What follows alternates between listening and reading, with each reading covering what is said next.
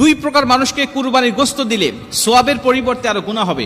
রাসূল সাল্লাল্লাহু আলাইহি ওয়াসাল্লাম স্পষ্টভাবে আমাদেরকে বিষয়টা জানিয়েছেন। একাধিক হাদিস এবং বুখারী এবং মুসলিম শরীফের মধ্যেও এই হাদিসটা বর্ণনা করা হয়েছে যে দুই প্রকার মানুষ আছে এমন, যাদেরকে কুরবানির গোশত দিলে আমার কুরবানি কবুল হবে না এবং সোয়াবের পরিবর্তে গুনাহ হবে। এর প্রথম নম্বরে রয়েছে যারা কসাই, যারা গোশতটাকে বানায়, এই গোশতটাকে যারা কাটে, তাদেরকে মজুরি হিসাবে, পারিশ্রমিক হিসাবে আপনি গোশত দিতে পারবেন না। তারা যেহেতু পরিশ্রম করেছেন, কষ্ট করেছে, এর জন্য তাদেরকে পারিশ্রমিক দিতে হবে, তবে গোশত নয়। আপনি তাদেরকে টাকা পয়সা বা অন্য কোনো চুক্তি তাদের আপনি দিতে পারবেন, কিন্তু ওই কুরবানির পশু থেকে আপনি তাকে কিছুই দিতে পারবেন না।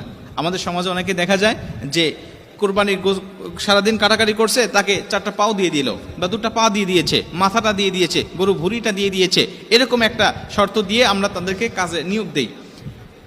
আল্লাহ রাসূল সাল্লাল্লাহু আলাইহি ওয়াসাল্লাম বলছেন, লা ইউতা ওয়া লা ইউতা ইল্লা লিজাযারাতিহা শাইআ, পারিশ্রমিক হিসাবে তুমি কুরবানির গোশত তাকে